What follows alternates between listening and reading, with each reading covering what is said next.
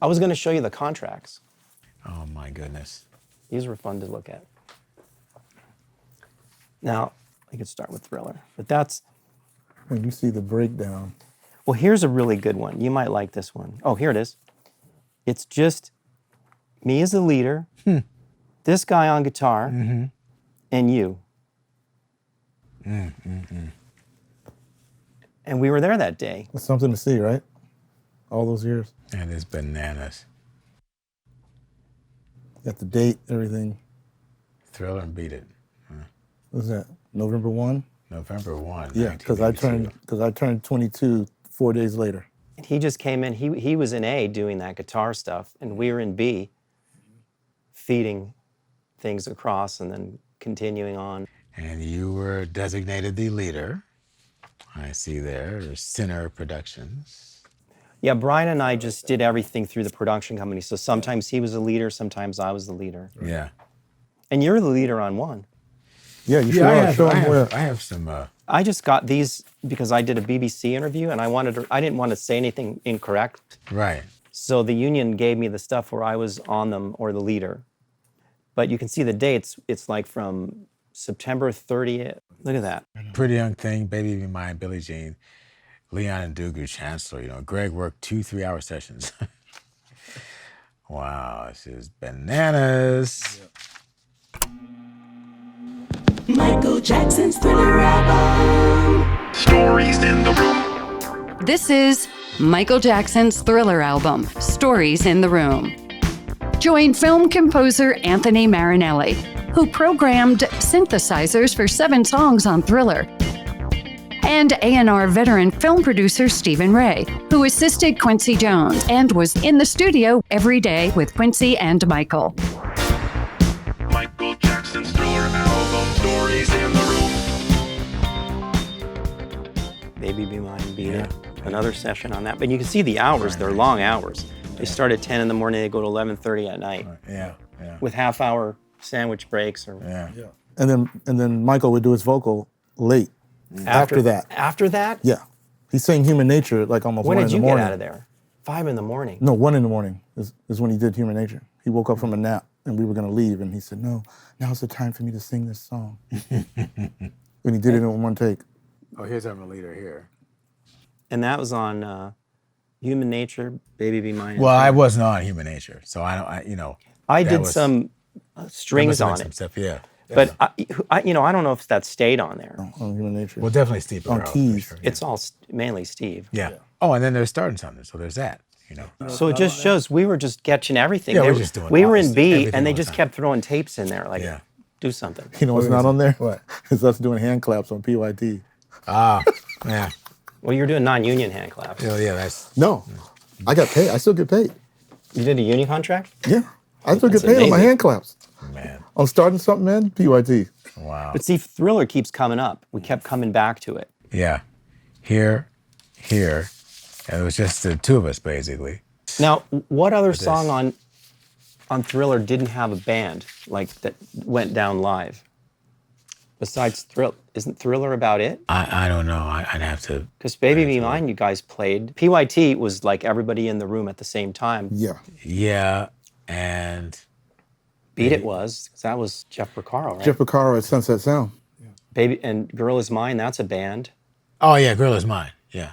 So I'm saying, like, what is not a band? You built it up. Human Nature and Thriller were the 2, where in terms of not having But what else? live drums. What else is there? Billie Jean is another one. It was in Ndugu, but Wasn't it bass and drums that went down? Um, At the same time? They didn't, I like, would, play separate, yeah, right? probably. So that was a yeah. band. Well, yeah. Yeah, but they didn't do it at the same time. You mean Ndugu just played it? No. Get out of here. It wasn't- Lewis wasn't in the room. Well, how did anybody know what part of the song that was?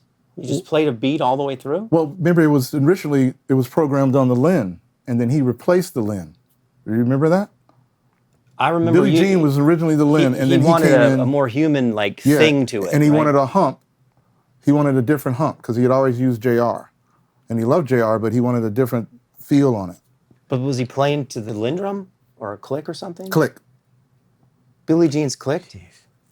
Billie Jean's click. What we gotta figure out is, it was Lewis playing with Ndugu. at the same time? Because I'm pretty sure that I overdubbed even the Rose part in the bridges. I'm 100% because I remember hearing those guys, and then we were coming up with sounds, and you Yeah. you So I was doubled after the the fact. bass. Yeah. They weren't there when that went down. No, It when must have Ndugu been- did it the must- drums, Lewis was not there. They were like we're on the same union session. Then Lewis must have played with the drum machine. Yes, And that's then, what I'm saying. And then, yeah. and then That could have Ndugu- been. That's what I'm saying. The Overdub. guide was the Lynn, Yeah. but Ndugu That's came what you in, think? and that's what we were blown away because he was just. I mean, So he knocked that out, and So he played to a And he put click that and hat- bass. That's what you guys are. and he put that alleging? hi hat thing on it. That was just we were like, whoa. So you think that's how it went down? Yeah, that's how I remember. Lewis was not there But according to this when he contract, did the drums. then they were there in the morning, and then we came in the afternoon. Yeah, he came in the afternoon. Yeah. It was all the same day. Yeah. Billie Jean. Oh yeah, all the same day. Because they're on the same contract with us. Yeah, he came in Right at like there. 11 or 10 o'clock in the morning. 10:30. Ndugu, Lewis Johnson, and this is Billie Jean. Yeah. Okay, I see Paul's name. What happened to David? David, I know what happened. He played like the perfect part at some demos that they did in Arizona or something, and he was trying to do it, and Quincy just said, "We already got it," basically, and they flew it. You could tell the story probably better. So- They flew it in. So at the house, David played the Billie Jean part at Michael's house. He comes to the studio and he's in there and he's, doing it and he couldn't remember. And Quincy sees that he's getting frustrated and he doesn't want to, Quincy's always about empowerment, right? And he says, "Hey man, we good. We cool. We got it. We got it. What are we doing? What do we look at Bruce? He's like, "We got it. We good." And they just bounced it from what was used to be called the slave track. So he didn't get Slave on the tape. session. Okay. Yeah. That's why, because he had already did it. done Right, okay, all right. He had already done it at Michael's house. Okay, all right, that makes sense. Yeah. Wow. What an assembly. Yeah. Yeah. From demo to like layers and then more layers, right? Yeah. And how they essentially deconstructed the rhythm section. They constructed it in the demo and then deconstructed it, right? Having it go with drum machine and bass and then drums afterward. And then building from there. yeah, and then you coming And in that's and afterwards and with the Yeah. pads and so forth. Well, with the electric piano specifically. who did that? CS80? Was that a CS80? Yeah, I don't know. If you don't know, I really don't I know. don't know if that was. But I don't know. I think I did that bit. No, you did. I don't remember if I did the strings or not. Those synth strings. I'm not sure about that. There's synth strings that were on Synclav with this phase shifter in the background. But there might be there's also real strings. Yeah, There's a double. We did those at Alan Side's spot. There's a double. the live the strings. synth strings double the real strings. Okay. And there's also like a JP8 like organy thing that happens in the B section of Billie Jean when it goes up to the B minor. It just goes, it just holds and then Right. it releases. Right. You don't remember that? No. Hey Ben, can you play that? Yeah. There it is. Crazy. Yeah, see? That's crazy.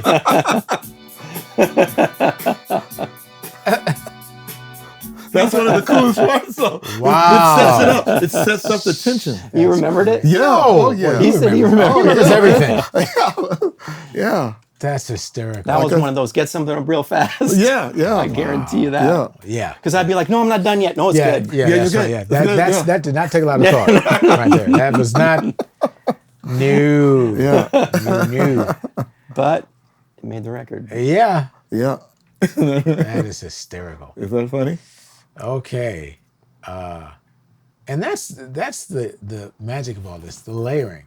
Because when you hear these parts individually, you go, this makes no sense, and or you think it's unnecessary in the whole scheme of things, and the whole scheme of things, and then you put it in there and you realize, hang on, this all has meaning. It all has a purpose. Purpose. Yeah. Yeah. It shines a light. It doesn't Yeah. have to be an amazing sound in itself, No. but it's there to call attention to that in a certain kind of way. If you did that in orchestra, though, and you just broke out like an inner woodwind line or something, you wouldn't even know what piece it is. I mean, and if you take it out, you start losing all the definition and the That's beauty right. and the detail. That's very true. Yeah. What makes human beings? It's all these little nuances. And layers, yeah. Yeah. And even if you don't hear the difference, you feel the difference. If it goes Yeah. away or comes back. You feel it, which is Quincy's whole point. Yeah. And Michael, they wanted you to feel it more than what you really heard. Because it's here Yeah. that changes the game. Yeah, and in a sense, it's kind of like, if you look at it compared to a lot of today's music, a lot more minimal. I'd say, I mean, because they didn't have 200 tracks. Right. Like in Billie Jean, we just pointed out they had to like erase something to get that line in, Right. and you have to make a hardcore decision because you can't get it back. Yeah. Remember those days where you Oh, have yeah. to? At $250 Did we beat it? an hour. Yeah, we beat it. Okay, get it. Don't blow the punch. Yeah. Everybody get it. Right. Yeah, Everybody that's get right. it. Yeah. At $250, $300 an hour Yeah. in those days. Or like unplayable again, like that. Right. Whatever that take was, it's gone. Yeah. You have to make the Your decision. decisions had to be pretty much on point Yeah. most of the time. Join us for the next episode of Michael Jackson's Thriller album, Stories in the Room, with your hosts Anthony Marinelli and Stephen Ray. Watch our extended interviews on youtube.com/@StoriesInTheRoom. Audio-only interviews are available on all podcast networks. Follow us on Facebook, Instagram, and TikTok @StoriesInTheRoom. For the latest news and links, visit the website, storiesintheroom.com. This podcast is produced by Christian D. Bruun and David Wolf, recorded by Audivita Studios. Additional recording by Ben Rackless. Edited by Jay Spang and Sean Hedinger. Music by Anthony Marinelli and Stephen Ray. Michael Jackson's